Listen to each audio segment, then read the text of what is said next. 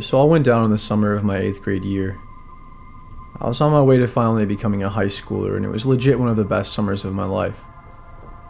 I had 2.5 months of no school until I was officially in high school. I used my time up mostly by playing video games, sleeping, or playing basketball with my friends. I was actually home alone for a whole entire week, and my parents thought I could hold down the fort. I was a relatively good kid and they trusted me, so to us as a family, it wasn't really that big of a deal. Besides, I had a cell phone, so if anything were to go wrong, I would have a way of calling someone for help. My dad also gave me access to one of his credit cards in case I were to get hungry and didn't want to eat what we had at the house. Really, I was stoked about having the house to myself. I've had people tell me that it was pretty messed up of my family to leave me alone for that amount of time, especially considering I was barely 14 years old. I don't really think so though. They didn't expect anything bad to happen, and neither did I. It was a rare occasion as well that they were gone for so long. This wasn't something they did often. As a matter of fact, I still live with my parents now, and I'm 19 years old now. And ever since that day, everything went down. I haven't been home alone for more than 24 hours at a time. It was a Friday night around 11 p.m. when I heard my phone go off. I received a text message from an unknown number, and all it said was, "Hey." I messaged them back and I asked who they were, and they immediately became passive-aggressive and were upset with me for not knowing who it was. I apologized to them, thinking it was someone I was close with. I did just get a new phone a few months prior and I lost all my contacts, so I explained that to them and they still seemed pretty upset. They started harassing me and I ended up thinking that they were just pranking me, so I turned my phone on silent and continued playing my PlayStation. I'm not sure how long after, probably around 10 minutes or so I would say. I heard a knock on my bedroom window. I thought I was just hearing shit at first, but I still decided to check and see who was out there just in case. I moved my blinds over to the side and I looked out the window, but I didn't see anyone. I wasn't convinced though. I knew I heard a knock and I was starting to become very paranoid. I looked through some of the windows throughout my house to see if I could spot anyone, but again, there was nobody. I can't deny the eeriness though. It felt as something was about to happen, like something really bad. I took my phone out to call my mom and I had a bunch of notifications from that person that was texting me from earlier on. The most recent message said, "I'm here."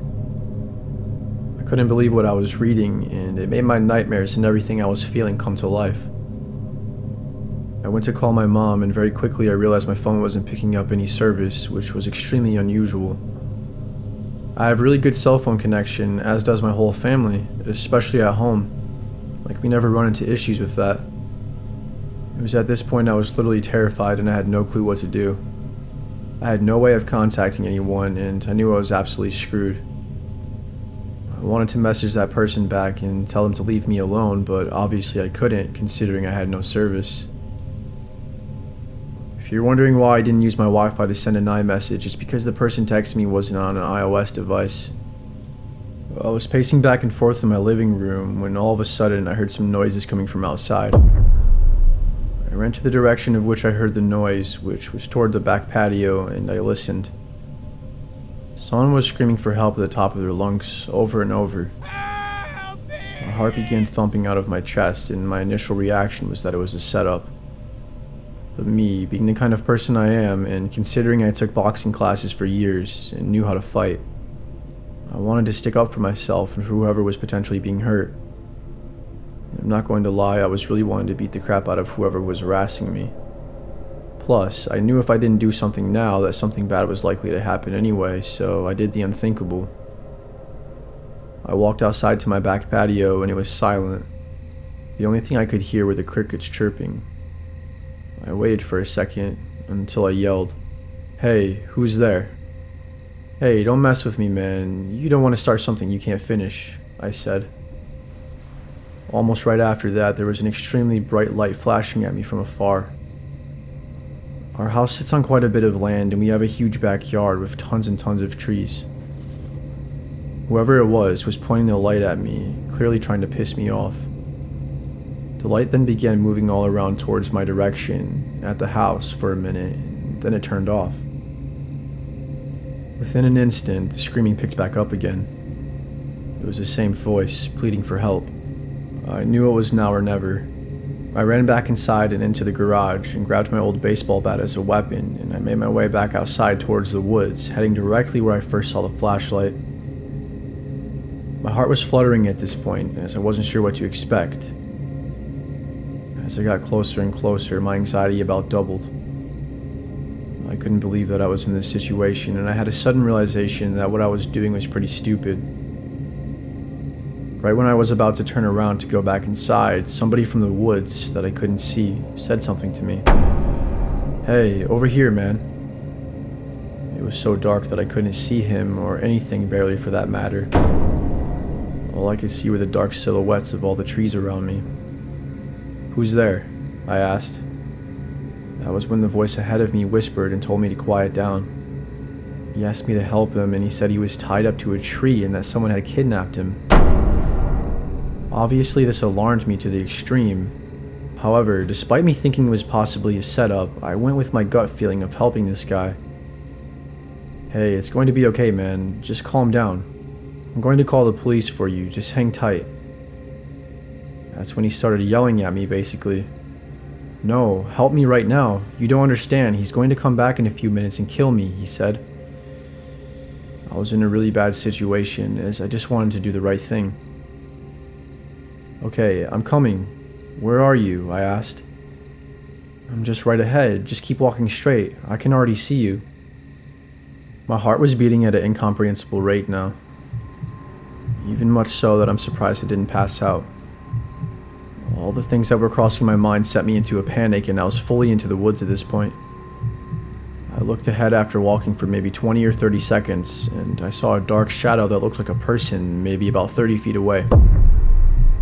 "Hey man, is that you?" I asked. But he didn't reply.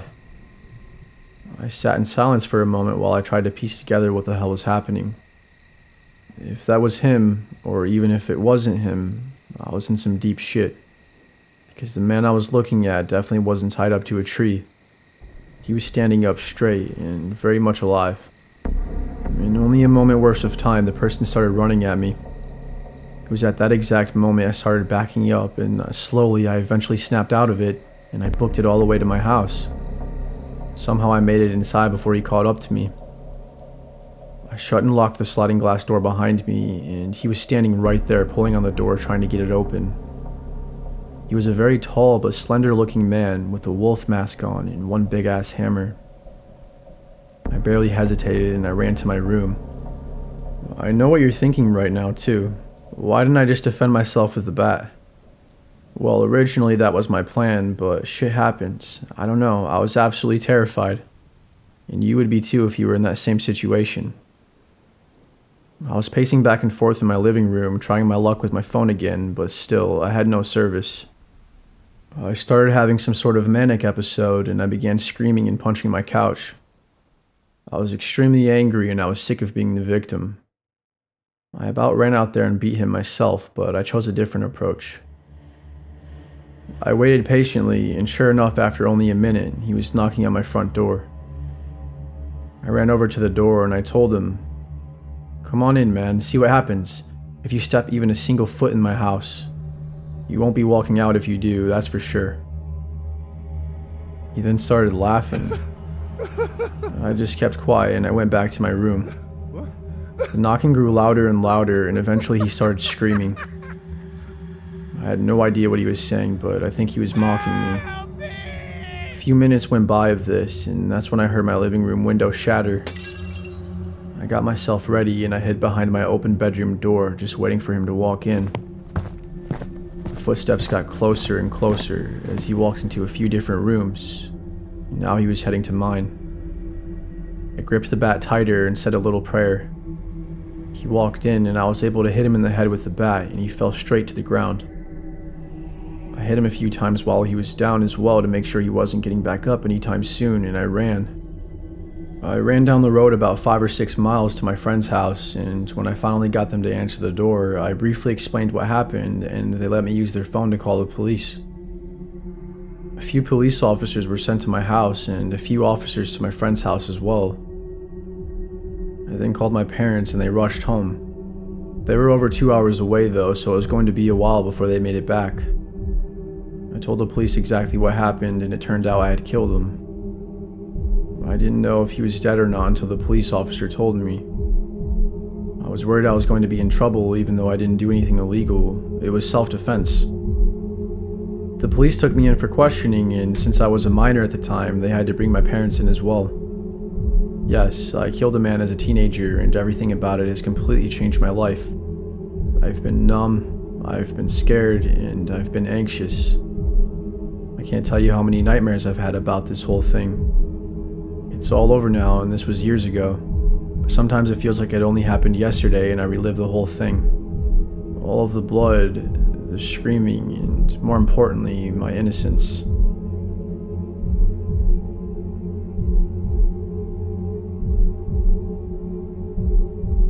About 10 years ago, when I was 15 years old, one of my favorite things to do was have sleepovers with my friends. I would usually go to their house because my family wasn't very welcoming, and as much as I hate to say it, I was kind of embarrassed by them.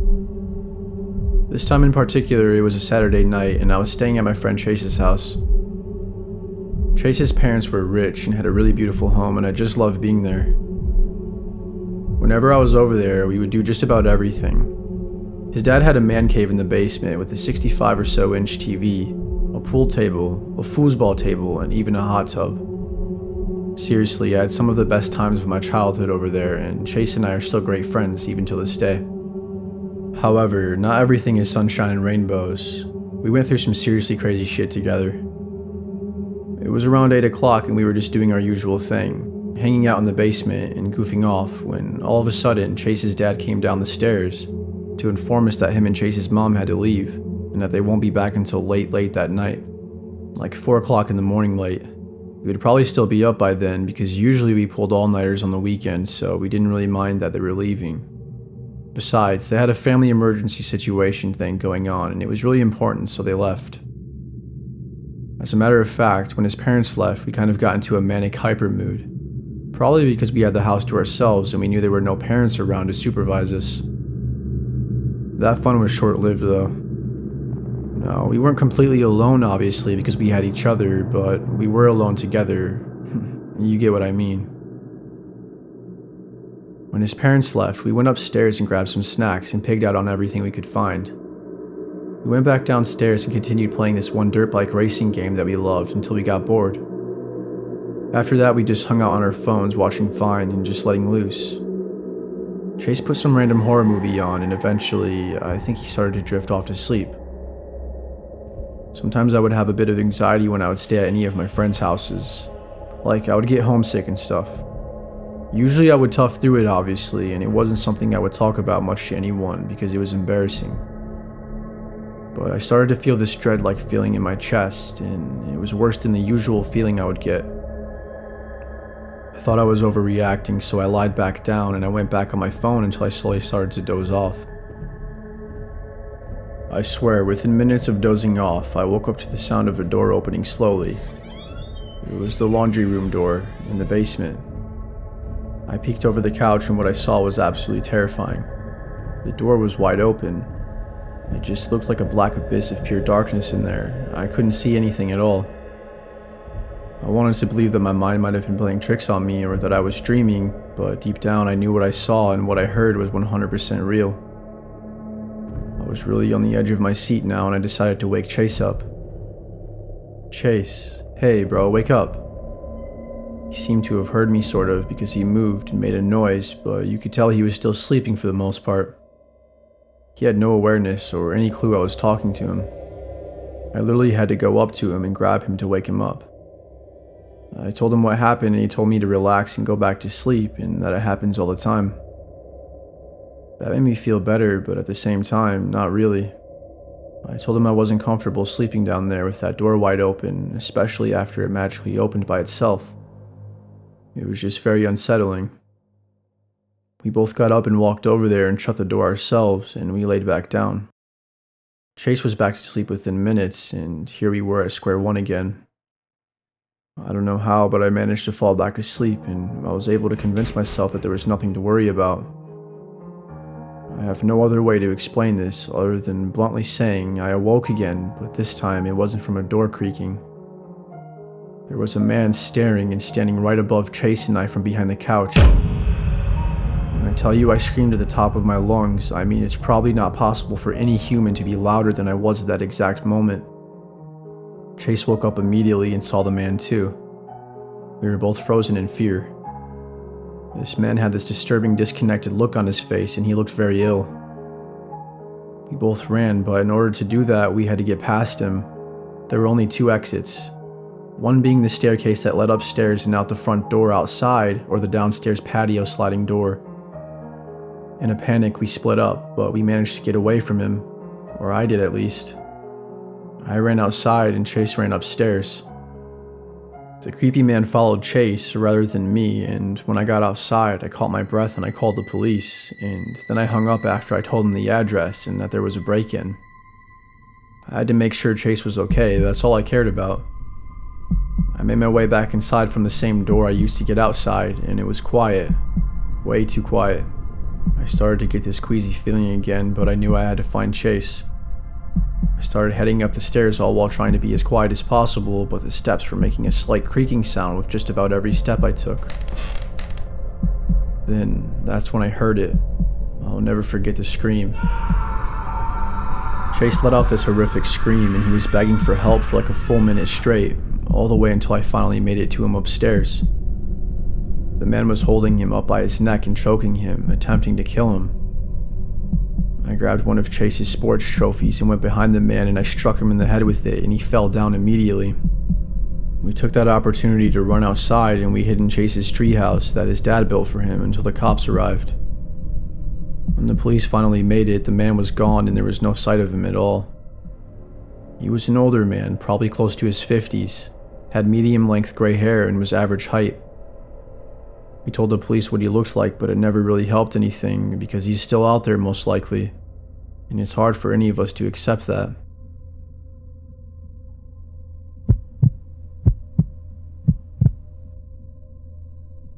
Before I moved to Indiana with my girlfriend, I lived with my dad on a ranch in the middle of nowhere in a small town called Hartville in Wyoming. Seriously, the town had maybe 50 people in it total. It was really that small. A measly 25% of the population alone was probably my own family. I have 3 brothers, 1 sister, and, well, of course, my dad. My mom passed away from heart disease when I was young, and it really sucked. It really sucks not having her around, as she truly made everything in my life so much better, in all of our lives. I had some aunts and uncles, and 1 cousin as well that lived near us. I was going to miss them all, but it was time for me to live my own life. After all, I was 20 years old, and I had dreams of the city life, and I always wanted to be a veterinarian. My girlfriend at the time, now wife, and I are very close, and we have been since we met. What started out as a long-distance relationship quickly turned into an 8-year marriage so far, and still going strong. The first few weeks in Indiana was amazing. Apart from missing my family back home, it really felt like everything was coming together, and I was unbelievably happy to say the least. My wife recently just moved into her own house, and I moved in with her. She also kind of lived in the country, but barely. It was nowhere near as desolated as my old house was in Wyoming. We were only 5 minutes from the nearest city in Indiana, if that. In Wyoming, my family and I were literally at least 30 minutes away from any store at all. Now, with all the good things that were going on in my life, there was a bit of a problem. You see, the house in Indiana had a long history of sketchy and weirdly horrific horrors and rumors about it. Some of them were true and not just rumors, but some of them were just flat out fake as hell and I knew they weren't true. However, before Leslie, my wife, moved into the house, it had been broken into at least 3 or 4 times, all in the time span of 20 years. We only knew about this because of our neighbors, and we definitely believed them. We had no reason not to. Plus, besides that, Leslie told me about how she would see this guy on the property before I moved in, at least 3 different times that she was sure of. She had no idea who the guy was though. He only came around during the day. Every time he showed up, apparently, he would stare from the end of the road and then slowly make his way up to the house and up to the window in the kitchen or the dining room and glare inside the house.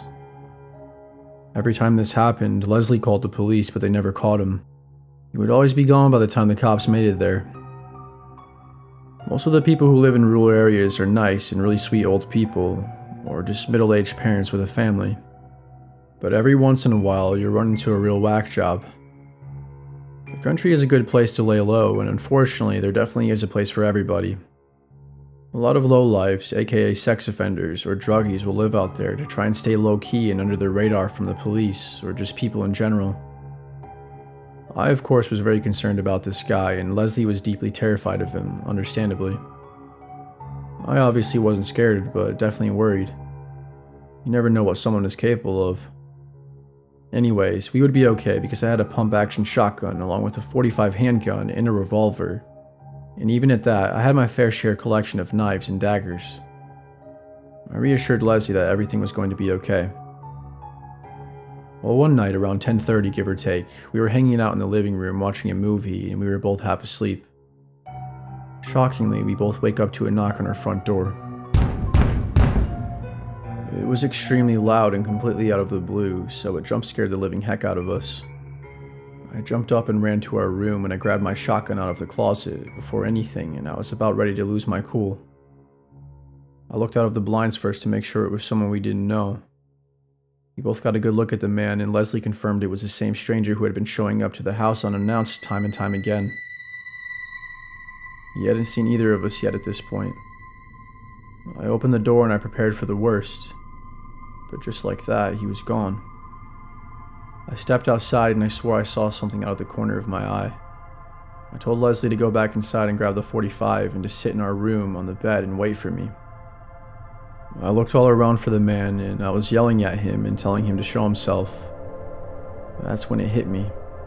I looked over to my left and I saw that our shed that we don't even use, the side door was wide open.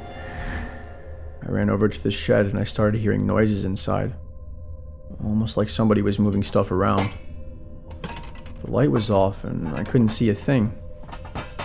I didn't say anything because I didn't want him to know I was right there. I was going to wait for him to come out, but something got a hold of me inside and I couldn't hold back. I was so pissed off that he was scaring Leslie and him disturbing our night. I was genuinely infuriated. I wasn't going to let him get away with this, even if my life depended on it. I slowly but surely made my way to the door, and I was almost inside now. I took one more step, and now I was directly in the door frame, with my other leg behind me still touching the grass outside. I looked inside, and the noise stopped. He must have heard me or noticed me somehow.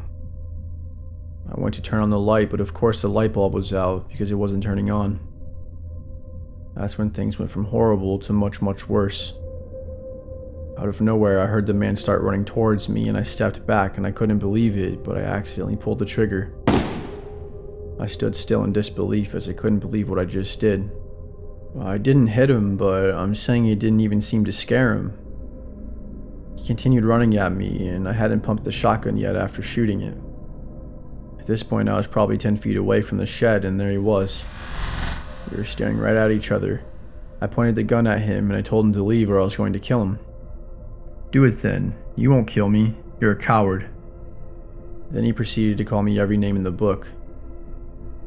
Then that's when the police sirens came about in the mere distance, and he knew he was done for. I looked at him with a deceiving smile and I dropped my shotgun as he tried to run away. I tackled him to the ground and I put him in a full Nelson and I held him there until the cops arrived on scene and I let them do their thing. I'm glad Leslie called the police. I was hoping that's what she was doing because I didn't tell her to. Everything happened so fast and I was worried she wasn't going to call them, considering the last 3 times they showed up 30 minutes late each time. Anyways, we're worried that he's going to come back. We have a restraining order on him, but obviously there's really nothing stopping him from coming back if he really wanted to. When he gets out of jail, that is. Or maybe he already is out of jail, I don't know. All I know is that if he does come back, his ass is mine, and next time I won't be so nice. Family comes first, and I won't let anything get in the way of that. Leslie and I are trying to move, but it's a lot easier said than done. She spent just about all of her savings on the down payment of this place, so we're going to have to hang tight for a while.